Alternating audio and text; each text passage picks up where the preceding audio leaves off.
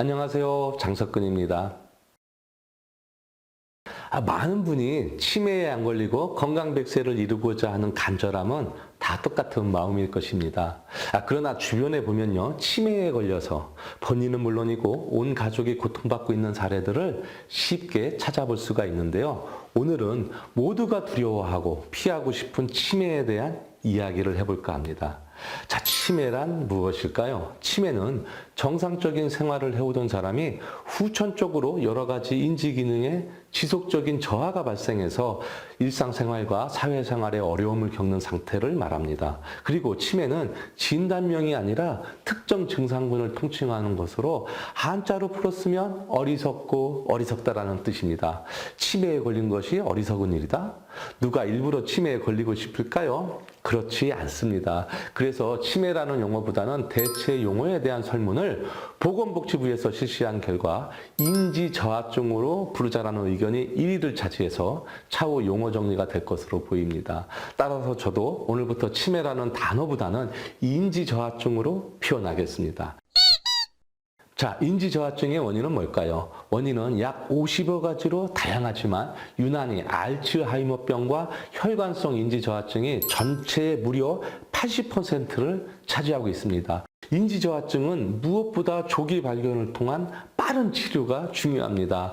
기억력 저하는 자연스러운 노화현상 과정일 수 있겠지만 수시로 중요한 사항을 잃어버리거나 해를 거듭하면서 건망증이 심화되는 경우에는 인지저하증을 의심해봐야 하는데요. 인지저하증은 집에서도 간편하게 자가 진단이 가능하기 때문에 다음 사항을 보시고 여러분은 어떤 증상에 어떤 현상이 일어나는지 직접 판단해 보시기를 바랍니다.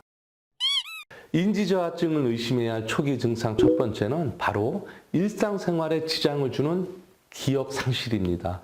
두 번째는요, 계획이나 문제 해결에 어려움을 겪는 것이고요. 세 번째는 익숙한 일을 완수하는 데 어려움을 겪는 일이며, 네 번째는 시간이나 장소의 혼란으로 겪는 어려움, 다섯 번째는 시각 이미지와 공간 관계를 이해하는 데 어려움이고요. 여섯 번째는 언어 문제, 일곱 번째는 물건을 제자리에 두는 것을 잊거나 온 길로 되돌아가지 못하는 것이고요. 여덟 번째는 판단력이 현저하게 떨어지는 경우입니다. 여러분은 이 사항 중에서 몇 개나 해당이 되시는가? 물론 이 증상들이 나타났다고 해서 무조건 인지저하증이라고 단정짓기는 힘듭니다. 왜냐하면 정상적인 노화는요, 기억력 감퇴는 물론이고 자연스러운 혼란을 있을 수 있기 때문입니다. 하지만 여러 증상이 일상생활을 방해할 정도로 자주 나타나고 심각한 정도라면 이야기는 달라지는데요. 인지저하증은 불치병이 아니라 초기에 정확한 진단을 통해서 알맞은 약물 치료를 시행할 경우에는 극복할 수 있는 병입니다.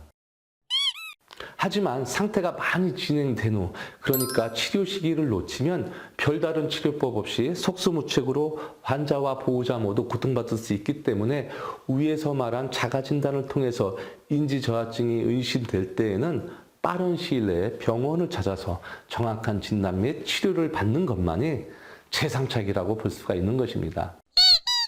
예방법은 이미 많은 분이 알고 있으실 겁니다. 어떤 분은 전화번호를 수백 개씩 외운다든지, 또 어떤 분은 고스톱을 쳐서 뇌 활동을 원활하게 해준다든지 하는 방법인데요.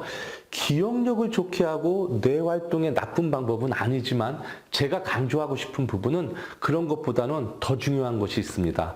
바로 혈관 관리를 잘 하시라는 겁니다. 위에서도 이야기했듯이 혈관성 인지 저하증에 주목할 필요가 있는데요. 이는 혈압 관리만 잘해도 인지 저하증을 충분히 예방하는 데 도움이 되기 때문에 혈압이 높아지지 않도록 관리를 하는 것이 기억력을 키우는 훈련보다 첫 번째 최우선 방법이라고 할 수가 있는 것입니다. 그래서 혈압이 높은 사람이 정상으로 낮출수록 인지기능이 노년까지 잘 유지된다는 연구 결과에 주목하시고, 중장년층은 적극적인 혈압 관리를 잘하는 것만이 인지저하증하고 친하게 지내지 않는 기본 방법이라는 것을 꼭 명심하시길 바랍니다. 자, 그러나 7, 80대 노인의 경우 혈압을 많이 낮추는 것이 좋은지 젊은 사람보다 높게 유지하는 것이 좋은지에 대해서는 아직까지 학자들 간의 의견이 있기 때문에 조심스럽게 접근해야 하는데요. 오히려 노년에 과도한 혈압 조절은 위험하다라는 발표도 있으니까 주치의와 꼭 상의를 해보시길 바랍니다.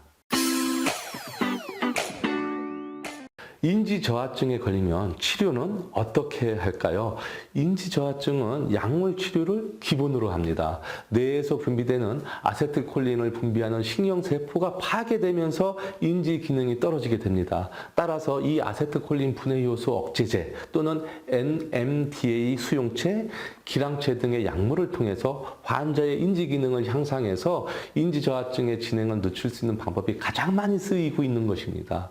결국 뇌활동을 원활하게 하겠다는 뜻입니다. 그러니 전화번호를 외우던 고스톱을 치던 신경세포가 파괴되지 않도록 항상 관리를 해야 하는 것입니다. 그렇다면 인지저하증의 좋은 운동법은 무엇이 있을까요? 수많은 운동법 중에서 저는 걷기 운동을 강력하게 추천합니다. 인지저하증의 80% 이상이 알츠하이머와 혈압이 높아서 생기는 것인 만큼 혈압을 낮추고 혈행이 잘 되게 해야 하는 것입니다. 그래서 관상동맥에 때가 끼지 않게 맑은 핏줄을 갖고 혈액순환이 잘 되게 한다면 인지저하증에 대처하는 가장 좋은 방법이라고 생각을 하는데요. 그러려면 어떤 운동이 좋을까? 한번 생각을 해보십시오. 바로 걷기 운동입니다. 참 쉽죠? 오늘부터 좀 걸으세요. 또한 음식 섭취도 중요합니다. 식약동원이라는 말이 있는데요. 내 체질에 좋은 음식 섭취만이 내 몸을 케어하는 법입니다. 음식으로 고치지 못하는 병은 약으로도 못 고친다는 말을 명심하시고 내 체질에 맞는 음식법을 지키는 것에 큰 관심을 가졌으면 좋겠습니다. 체질별 식단은 이미 제가 영상으로 올려놓은 게 있으니까 참고하시면 도움이 될 것이고요. 그중에 꼭 하나만을 추천한다면 저처럼 혈압이 높아서 뇌질환에 걸릴 확률이 높은 태우민이라면 뿌리 음식을 추천합니다. 그 뿌리 음식 중에서 저는 더덕과 당근을 추천하고요. 과일 중에서는 당연히 사과를 추천합니다. 시금치나 브로콜리, 토마토 등 색이 짙거나 푸른빛이 도는 신선한 채소는 엽산이 풍부하기 때문에 인지 예방 효과에 좋으니까 자주 챙겨 드신다면 충분한 도움이 되리라고 생각을 합니다. 인지저하증은 진단에서 사망까지 무려 10년이 넘게 걸릴 수도 있습니다. 돈은 얼마나 들까요? 돈도 돈이지만 가족들이 겪는 문제는 쉬울까요? 그리고 인지저하증에 걸린 당사자는 얼마나 비참한 인생을 살아가야 할까요? 거듭 강조하건대 안정된 혈압관리만이 인지저하증을 막는 1등 공신이요 최고의 예방법이라는 것을 다시 한번 꼭 명심하셨으면 좋겠습니다. 요즘은 국가가 운영하는 인지저하증 예방센터를 비롯한 민간 프로그램도 잘 짜여져 있습니다. 예를 들면 문화센터나 주민센터, 복지센터나 또는 국민건강보험공단, 노인회관에서도 다양한 프로그램을 하고 있으니까 사시는 곳 기관에 문의하시면 정보를 쉽게 얻을 수가 있습니다. 제가 어떻게 그걸 아냐고요? 제가 바로 그곳에서 강의를 하는 강사입니다. 제가 강의할 때 꼭 강조하는 것이 바로 안정된 혈압관리를 잘하라 라는 것이다 라는 말로 제4, 3차 혈압관리를 잘하시라 강조하면서 오늘 영상은 여기까지 하겠습니다. 누구나 꿈꾸는 인지저하증 없는 세상, 혈압관리와 체질에 맞는 섭생의 예방만이 건강백세를 이룬다는 것을 명심하시길 바랍니다. 자, 잘 보셨다면요. 좋아요와 구독도 눌러주시고 이 영상을 주변에 널리 공유해서 다 함께 건강했으면 좋겠습니다. 장석근이었습니다.